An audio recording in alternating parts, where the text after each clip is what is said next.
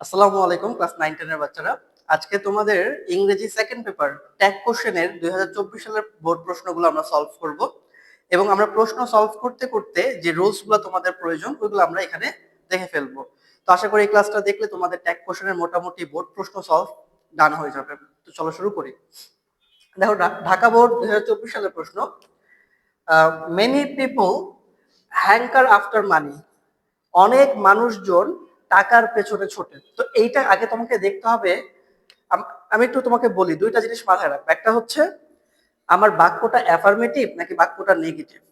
বাক্যটা যদি অ্যাফার্মেটিভ হয় তাহলে আমি ট্যাগ কোশ্চেনটা করব নেগেটিভে, আর বাক্যটা যদি নেগেটিভ হয় তাহলে আমি ট্যাগ কোশ্চেন করব অ্যাফার্মেটিভে। এটা গেল এক নাম্বার কথা। আর দুই নাম্বার কথা হচ্ছে তুমি দেখবা যে কোনো অক্সিলারি ভার্ব আছে কিনা। তো খেয়াল করো, many people hanker after money, এই বাক্যে কোনো অক্সিলারি ভার্ব নাই, তাহলে হয় এটা প্রেজেন্ট ইনডিফিনিট না হয় এটা পাস্ট ইনডিফিনিট। এখন যেহেতু হ্যাঙ্কার এটা হচ্ছে ভার্বের প্রেজেন্ট ফর্ম, তার মানে নিশ্চিত এটা প্রেজেন্ট ইনডিফিনিট টেন্স, তাহলে আমরা অক্সিলারি ভার্ব হিসেবে কি আনবো? ডু অথবা ডাজ। এখন মেনি পিপল যদি থাকে, মেনি পিপল, তাহলে সাবজেক্ট হিসেবে কি বসবে? দে। আর যেহেতু এটা অ্যাফার্মেটিভ আছে তাহলে আমরা নেগেটিভ করবো, তাহলে এটা অ্যান্সার হবে হচ্ছে ডোন্ট দে। যেহেতু অক্সিলারি ভার্ব নাই, ডু অথবা ডাজ আনতে হবে, আর দে এর সাথে ডু বসে, এই জন্য আমরা কি আনলাম? Don't they. তারপর খেয়াল করো, but money is not as valuable as morality, এইখানে এই বাক্যটা নেগেটিভে আছে। তো আমরা যখন এটা ট্যাগ করব এটা হইতে হবে অ্যাফার্মেটিভে। এখানে কি কোনো অক্সিলারি ভার্ব আছে? এই যে আছে ইজ নট, তাহলে এটা হয়ে যাবে ইজ। কি হয়ে যাবে? ইজ। আর যেহেতু মানি আছে, মানির সাবজেক্ট হিসেবে আমরা ইট বসাবো, তাহলে এটা অ্যান্সার হবে হচ্ছে ইজ ইট। তারপর খেয়াল করো, লেট আস। ভাই লেট আস দিয়ে যদি প্রশ্ন শুরু হয় তাহলে তুমি কোনো চিন্তা ভাবনাই করবা না, একদম চোখ খুলে শ্যাল উই বসাই দিবা। কি বসাই দিবা? Shall we. যদি লেট আস দিয়ে কোনো বাক্য শুরু হয় তাহলে অ্যান্সারে শ্যাল উই বসাবা, এবং এই নিয়ম একটা না একটা তুমি পরীক্ষা হলে পাবাই। তারপর প্রশ্নটা দেখো, money can hardly bring happiness. এখানে হার্ডলি একটা নেগেটিভ শব্দ, এটা মাথায় রাখতে হবে। হার্ডলি একটা নেগেটিভ শব্দ, তাই আমরা যে ট্যাগ কোশ্চেনটা করব সেটা অ্যাফার্মেটিভ হতে হবে। তো এখানে আমার অক্সিলারি ভার্ব হিসেবে কি আছে? ক্যান। তাহলে এখানে অ্যান্সার হবে হচ্ছে ক্যান। আর মানি, এই জন্য এখানে সাবজেক্ট হবে হচ্ছে ইট, তো অ্যান্সার হবে হচ্ছে ক্যান ইট। তারপর খেয়াল করো, উই শুড নেভার, নেভার আছে তার মানে একটা নেগেটিভ শব্দ আছে। আমরা যখন ট্যাগ কোশ্চেন করব এটা অবশ্যই অ্যাফার্মেটিভ হইতে হবে। তো এখানে আমার অক্সিলারি ভার্ব হিসেবে কি আছে? শুড। তাহলে আমরা এখানে কি ব্যবহার করব?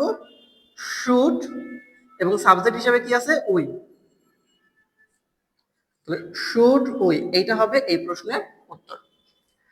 তো এই গেল ঢাকা বোর্ড 24, খুব সহজ। এরপরটা দেখো ময়মনসিংহ বোর্ড 24 এর অ্যান্সারটা, patriotism is a Nobel virtue. এখানে অক্সিলারি ভার্ব হিসেবে কি আছে?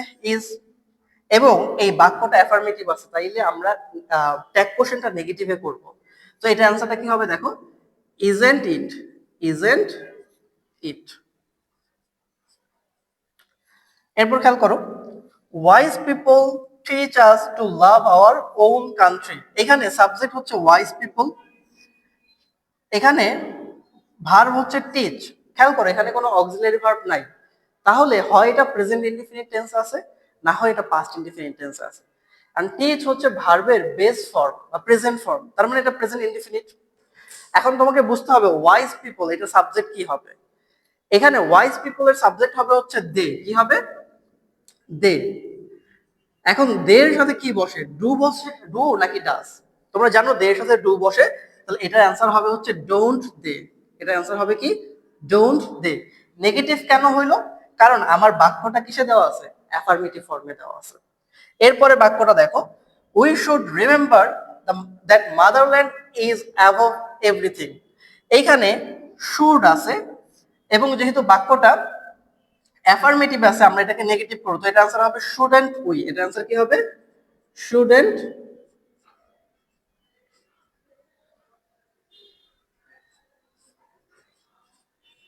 Shouldn't we. অক্সিলারি ভার্বের সাথে নট যুক্ত করবা এবং যেটা সাবজেক্ট থাকে সেটাকে লাস্টে বসায় দিবা, শুডন্ট উই। এরপর এটা খেয়াল করো, সাম পিপল ফরগেট ইট। তো এখানে সাম পিপল দিয়ে কি একজনকে বোঝানো হয়েছে নাকি অনেকজনকে বোঝানো হয়েছে? অনেকজনকে।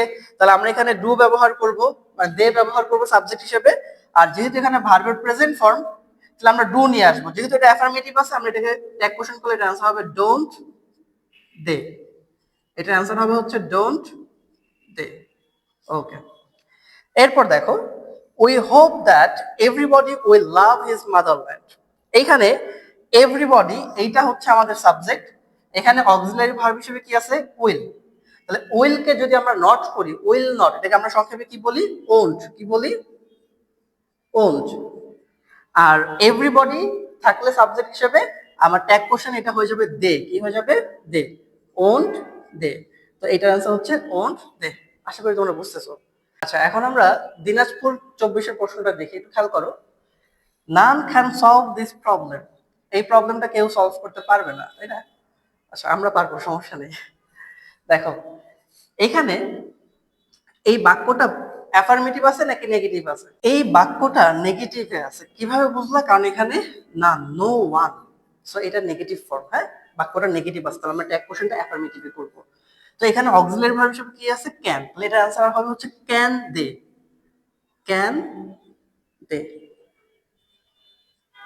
হ্যাঁ, no one, nobody, everyone, everybody, এগুলো থাকলে আমরা সাবজেক্ট হিসেবে কি ব্যবহার করব? দে ব্যবহার করব। কেমন? এরপরে দেখো, এভরিবডি হেটস দ্যাম। এই বাক্যটা ম্যাক্সিমাম বাচ্চা কাচ্চা ভুল করে। কিরকম ভুল? ওরা এটার অ্যান্সার করে কিভাবে জানো? যে এখানে ভার্বের সাথে অ্যাজ বাই এস আছে, ওরা এটার অ্যান্সার লিখে এইরকম ভাবে যে ডাজেন্ট দে। এটা ভুল। কেন ভুল? কারণ দের সাথে ডাজেন্ট বসে না, দের সাথে ডাজ বসে না, দের সাথে কি বসে? ডু। তো এটার অ্যান্সার কি হবে? তোমরা যদি এটা লিখো তাহলে ভুল। তাহলে এটার অ্যান্সার কি হবে? এটার অ্যান্সার হবে ডোন্ট দে। Don't they. আশা করি এটা তোমরা ভুল করবা না। এভরিবডি থাকলে সাবজেক্ট দে হবে। হেটস, এটা দিয়ে তুমি বুঝতেছো এটা প্রেজেন্ট ইনডেফিনিট, তাহলে অক্সিলারি ভার্ব হিসেবে আমরা হয় ডু আনবো, না হয় ডাজ আনবো। এখন আমরা কোনটা আনবো এটা ডিপেন্ড করবে সাবজেক্টের উপর। দের সাথে কি বসে? ডু বসে নাকি ডাজ বসে? সো দের সাথে যেহেতু ডু বসে, তো এটা অ্যান্সার হবে ডোন্ট দে। এরপর দেখো লেটস, আমরা একটু আগে সলভ করলাম যে লেটস দিয়ে কোনো বাক্য শুরু হলে আমাদের অ্যান্সার হবে হচ্ছে শ্যাল উই। কি অ্যান্সার হবে? Shall we. এরপর দেখো, telling lines is a great sin. এখানে ইজ আছে আমার অক্সিলারি ভার্ব হিসেবে, আর এখানে আমার টেলিং লাইস, এই পুরোটা হচ্ছে আমাদের সাবজেক্ট। তো টেলিং লাইস, এটা যেহেতু বর্ণনাবাচক, এটার সাবজেক্ট হিসেবে আমরা ইট বসাবো। তো এটা অ্যান্সার হবে হচ্ছে ইজেন্ট ইট। এটার অ্যান্সার কি হবে?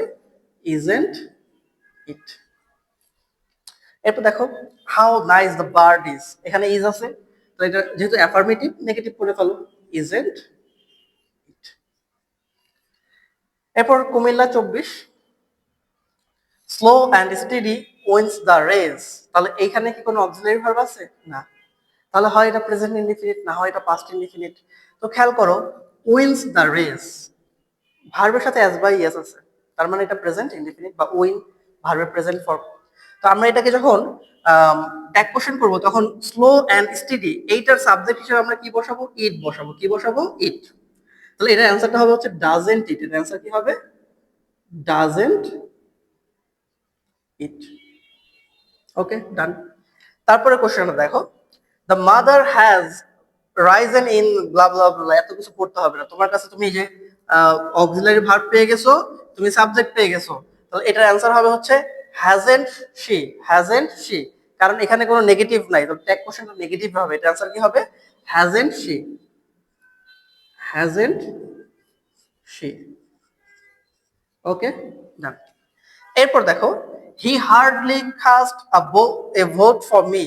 তো এখানে হার্ডলি, এই হার্ডলি, লিটল, ফিউ, এগুলো হচ্ছে নেগেটিভ শব্দ। তুমি যদি এই শব্দগুলো দেখো বাক্যে, তাহলে নিশ্চিন্তে ট্যাগ কোশ্চেনটা অ্যাফার্মেটিভে করবা।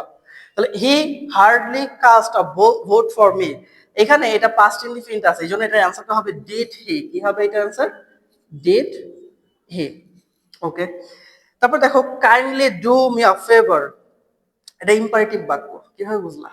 ভার্ব দিয়ে শুরু হয়েছে, kindly do me a favour, do দিয়ে শুরু হয়েছে, ভার্ব দিয়ে শুরু হলে সেটা ইম্পারেটিভ বাক্য।